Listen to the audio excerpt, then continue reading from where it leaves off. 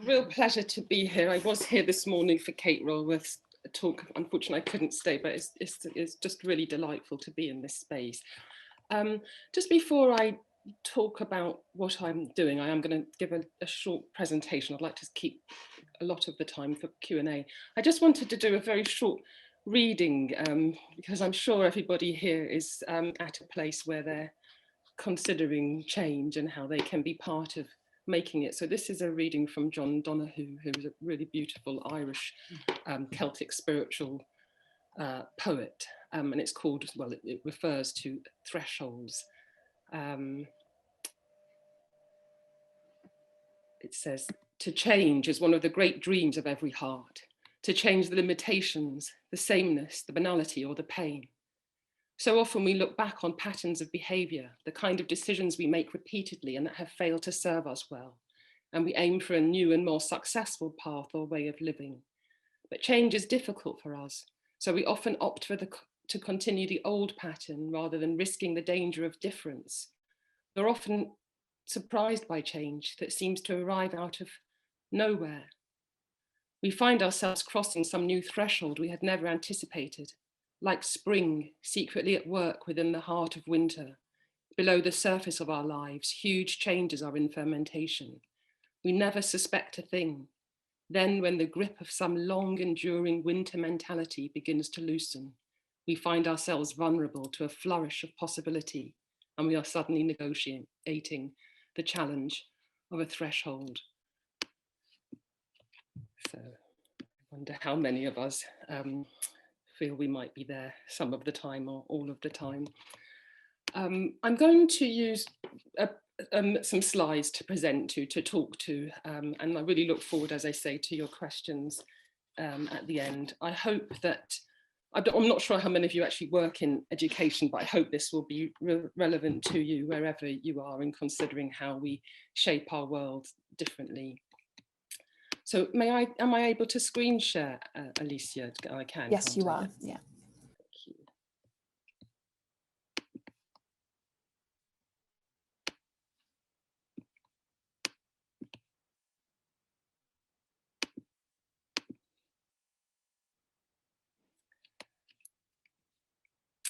So I founded an organisation called Planetary, and it's an education it's an education platform, if you like. And the question that we're asking is, how do we scale education fit for the future in time to make a difference? And this is an action lab, so we are looking for the 10 steps that we can take. But before I move into what we're actually doing, I'd just like to have a look at the education system as it is now, and so that we can understand or share more about the challenges that we're facing.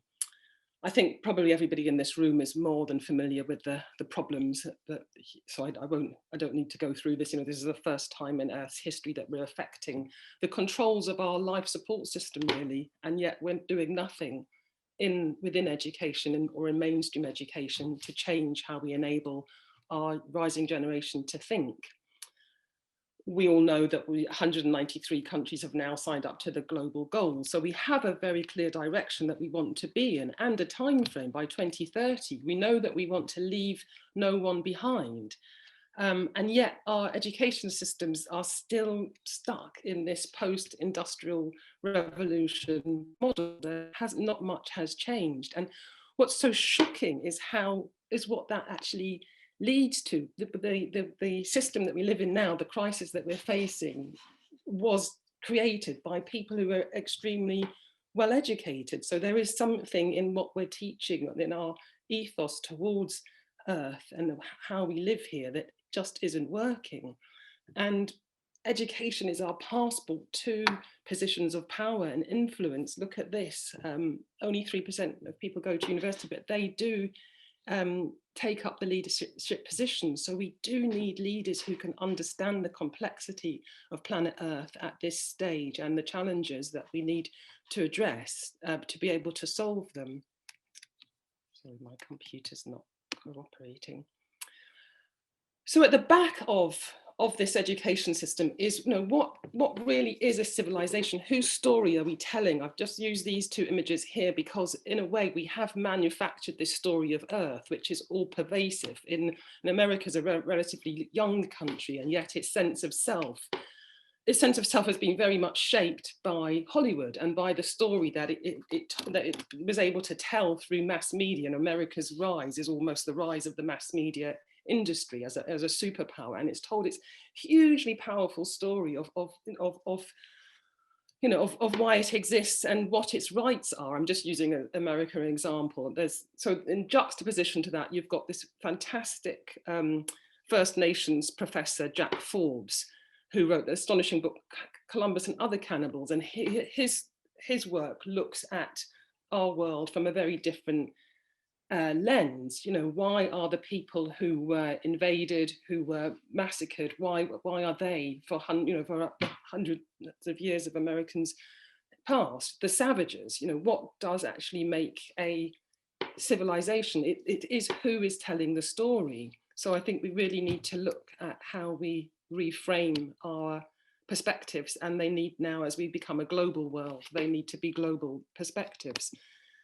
This is very much, there's one worldview that we teach to children in a very systematic way, and it teaches them to conform and not understand entirely the challenges that we're dealing with, and therefore to either deny or to repeat. And we're seeing a huge backlash against that.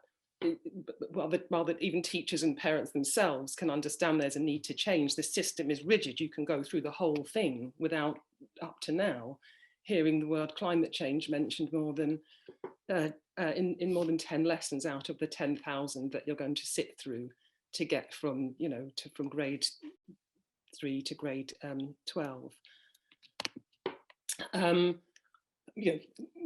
On that, I've just found that as an interesting quote that was in the paper the other day. But that is a fascinating book by James Baldwin, because he just talks about this whole manufacturing of the Negro. America needed something to hate and to despise. So the whole with film, with television, with storytelling, with education, the Negro is invented. And if his work looks at things from a very different lens that would make it impossible for you to see a Black man through those eyes. But that does not come into our education system at all. You can walk through the whole of your mainstream very good school and not even encounter a Black writer. So again, doors of perception. We heard from Kate this morning, so I don't need to go on about this too much, but at the heart of what we know, the engine that drives our system, such as it is the education, is the economic system. And we know that that's the thing that, it's the absolute paradox. And still we teach in school, I've checked this repeatedly, what is on the economic syllabus, and it's still this myth of infinite growth with finite resources, even though the very economists themselves who created those models would be rolling in their grave to think that we're still trying to apply those to the world that we live in. So that's a massive shift that needs to happen, and that Kate so eloquently sets out. So we are left with this knowledge that we are not receiving, teachers aren't receiving the training, the formation that they need to be able to teach for children to come out of the education system equipped to deal with the world that they actually find themselves in. And as I say, before I move on to look at how we're trying to address that, I think it's also, even if we put climate change in the curriculum, even done in a more holistic way, we have to look at what really is our education system all about. There is a huge opportunity here to question that. And we are exporting a Western model of education around the world, and perhaps it's just not the one that we need for the juncture that we're in this society. It enables people to be part of this production system, and therefore, as Vandana Shiva says, they're not fully rounded whole human beings. They're designed to plug into this system of production, which is just not serving planet Earth. This is there's a really interesting film called Schooling the World by Carol Black, and she interviews communities in Ladakh, where the young people from Ladakh are now being sent to the cities to be educated. And this group of ladies are discussing, and they're saying, you know, all the values that we lived by are being stripped out: cooperation, compassion, kindness. She's saying the whole idea of learning has been turned around to mean, how can I make a lot of money? So, you know, we need to be careful what we're putting in as the foundations of cornerstones of our education beliefs as we try to transition. You know, some of you might be familiar with Helena Norberg Hodge. She looks at this as well, and the whole monoculturalness of our education becomes a threat to survival. Again, she looks at the traditional educations where it's by a long way far from perfect, but people did understand their own ecologies and societies, and they were able to survive unassisted for many years. But when they're taken away to these schools, they're basically being fitted into an urban system which serves the big centralized global markets. And in a way, I think that and so when they go back to their own communities, they can't survive at the local level anymore. And I think that to some extent that's happening in a macro way in our world. Our children are educated in a way that they would no longer know how to survive on their own, survive in their own environment. None of us do, really. We're just trained to do things that continually deplete our resources. And if you try to define against that, you find yourself in quite an isolated place. So it's time for us to move collectively into a way that puts us back at the center of our own ecologies, which requires a global understanding of planet Earth, as well as a local understanding of what we need to do to live in a balanced way here. Now, this is interesting. This is Wade Davis, who's an anthropologist, and he's, again, we do need this education for a different relationship with Earth, and he asks these interesting questions based on his work. People in Colorado and people in Peru. Now, what is a mountain? Is it a pile of rock that's waiting to be mined, or is it this beautiful living being that can shape your whole destiny? That's just part of your whole mythology of Earth. And that's very important because that determines how you treat our planet, our life support system. And he himself grew up in British Columbia, and he had friends in the First Nations community. But the Western Canadian, the settler Canadian view is that we're here to dominate and manage this land. These forests need to be produced, they're treated as plantations. And for the Kwakwak people, they're this beautiful home of Raven. I'm sure some of you are aware of the Raven mythology, but because they're seeing the land so differently, those forests don't exist anymore. So there is a whole different story that can be told that re-anchors people in why Earth is sacred. A fabulous thinker is Tyson Yonker-Porter, who's recently written a book called Sand Talk, and he talks about how Indigenous thinking can save the world. It's a really fascinating book if you have a chance to read it, because he even talks about 26 letters in an alphabet being so inadequate to express a multi-dimensional way of understanding Earth. And he talks about how in the Aboriginal worldview, you're seeing things not in a linear way across time, but in this multi-dimensional, trans-temporal complexity. And it does give a very, very different sense of how you treat Earth, and how interconnected things are, and how you cannot solve things in conflict, and you cannot solve them by looking at things as single issues. It's it's a really fantastic window into how, with our minds shaped in different ways, we might behave differently here.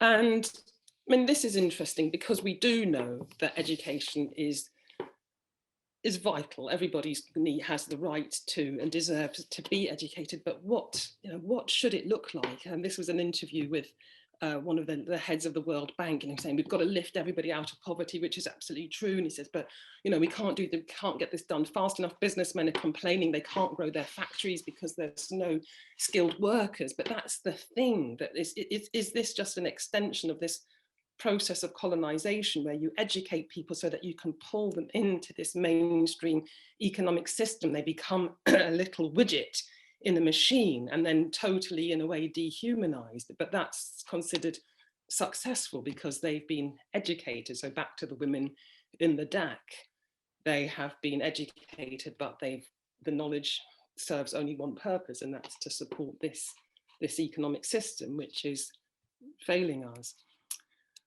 So I hope that's given a bit of a, this report came out yesterday, which looks at, so I could go back. It looks at really, this emerging understanding of what education without putting nature at the heart of things leads to, calling for accounting that moves away simply from the one measure of GDP to measure something so complex as the health of planet Earth, and to see that enabling human beings to understand that is actually central to our survival here. So that beautiful quote by Doris Lessing here, that we know this, that we are indoctrinated to fulfill the functions of the society that we live in. But this is so, and obviously I think she's saying this in relationship to the apartheid system, but the whole, this is entirely impermanent. I mean, we saw that with the fall of that system, how people had to learn to think again, and that's really where we are in this world. We have to really rethink what education should look like to serve the challenges that we have now as a global community. So that brings me to what myself and my ecosystem at Planetary are trying to do about it, and I'm hoping that this will be informative for your 10-point plans as you you go through this fantastic experience of the lab. We are here to be architects of the future and not its victims, and I think that's really what we need to be putting at the heart of how young children land here. They have inherited this earth in whatever state it's in, but there's still a very exciting, possibly the most exciting job for them to do, because we stand on this cusp of human transformation, which is a fabulous place to be for all its its difficulties. So Planetary is, we are trying to disrupt, if you like, the education system, and the first rule of revolution is take over the radio station. There's absolutely nothing, excuse me, my computer is refusing to move on. There's nothing wrong with all the fabulous channels that are out there, books, films, television, media, social media, digital media. It's the messaging that comes down through that. So we're trying to create things in this multi-dimensional way, multimedia and transdisciplinary way, that can be used in informal learning situations, like homes, community centres, that can be as equally in classrooms. And our approach is that we now need to teach children to care, to share, and to dare, to care about our planet, so that we understand that this is our life support system, the sacredness of Earth, to collaborate. Our problems can be solved, as I was trying to illustrate with the indigenous systemic thinking, by collaboration. And now is the time to dare. We need to look at what do new economies look like, as Kate sets out so brilliantly in the donut. What is wealth? What should we be valuing, and how do we create enterprises, exchange mechanisms that are founded in that? So I hope our mission is fairly clear. to create this set of young people who will be innovators and entrepreneurs of a better world. We are basing all our materials on the UN SDGs. Yes, they have their faults, but they do provide a really good roadmap. So the idea is to create a complete set of learning resources in those different media. Some of it is hands-on and their children actually learn to make things. Some of it is digital. We try to make it as easy for the teachers as possible by providing lesson plans which they can download, and they can use as much or as little of that as they like, so it can be integrated into their own program of work. You know, certainly we are advocating that their systems change. We're part of the work that's going on to get, they're calling it climate education, which I don't quite agree with that word, on the agenda at COP26. But at the same time as doing things practical that we can do now to get this into schools, you know, while we anticipate a bigger shift in the curriculum. So just a whistle-stop tour through what we're actually doing. We've created something called a Makerzine, which I used to be the CEO of the Cambridge Science Centre. I'm sure you've all been to science and discovery centres where you have these absolutely fabulous hands-on machines that teach you a principle, whether it's generating electricity. You know, we made ones that were that could teach you how a mini biosphere worked, but kids absolutely love things that are hands-on, and we can't make, ultimately I'd love to make the same things that teach children really thoroughly about the principles of universe, of planet Earth. But for the moment we're doing things in paper, so you'll see these, that's why it's the Makerzine. Some of it is teaching they're all done as journeys of exploration and discovery. So children go on this adventure and they learn, for example, about oceans, but then at the back we have something called a cargo pack where they pull things out and they actually then make things according to what they learned in the the flat dimension.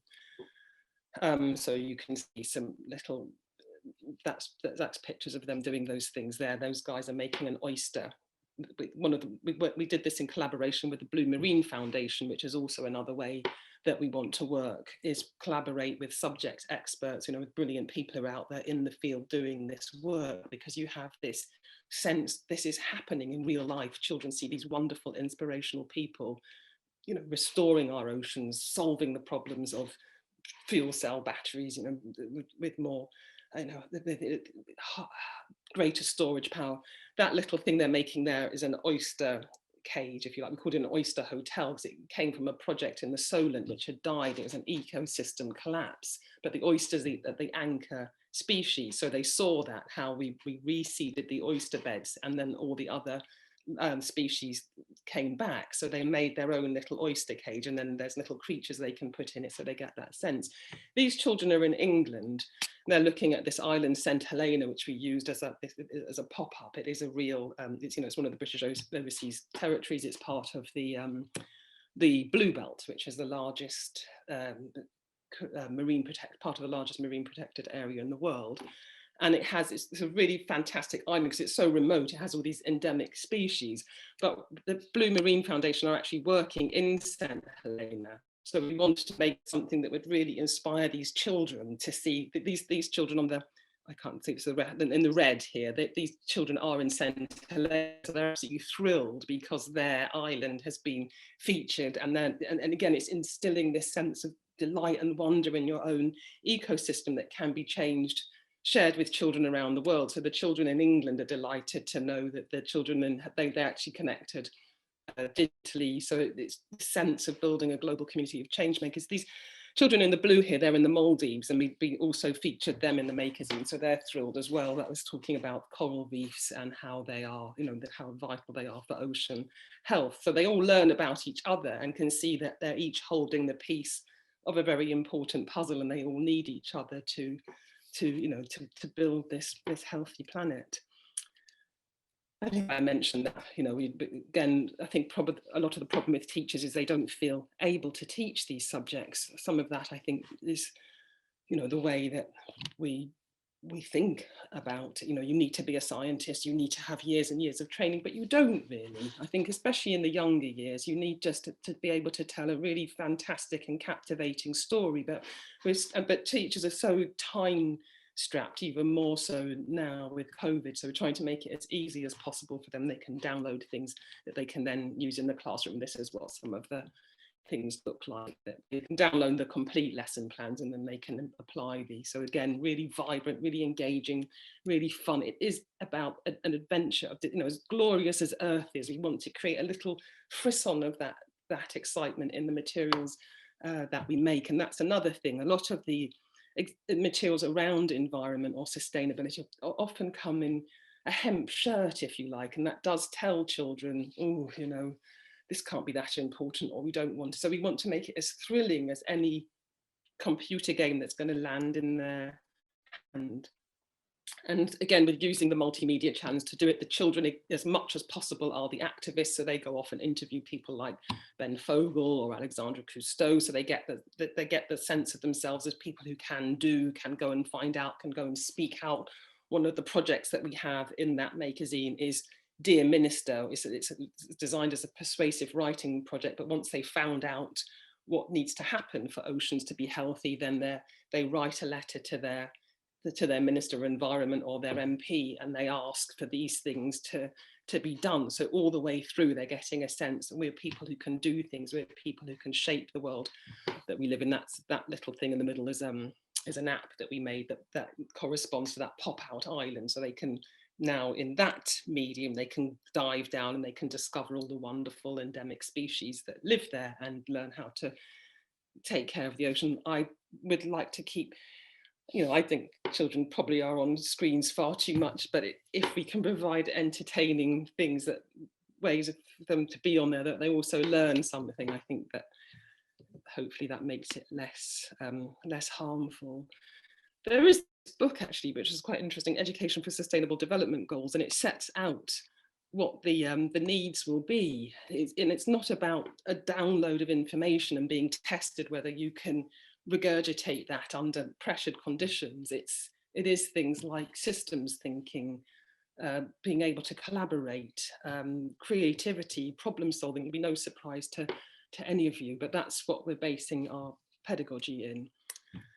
And so in terms of steps to action, I would just say, I hope something in there has resonated, but we really, if we're trying to design education for a world as if people and planet matter, if there's any impetus that you have to support this and you're able to then advocate for this to become mandatory at this opportunity that we have at COP26, in your own lives, whether I don't know what most of your, I'm sure your businesses are, you're doing very different things, but if you can think, how can I make a difference? How can I tell a different story of Earth? I'm sure the wonderful projects that you'll work on would make really brilliant things to share with schools. And it's hugely inspirational for people to see people like you who are doing things differently.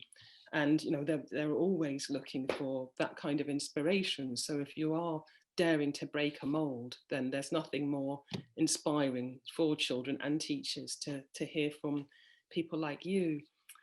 So that brings me to the end of my talking bit.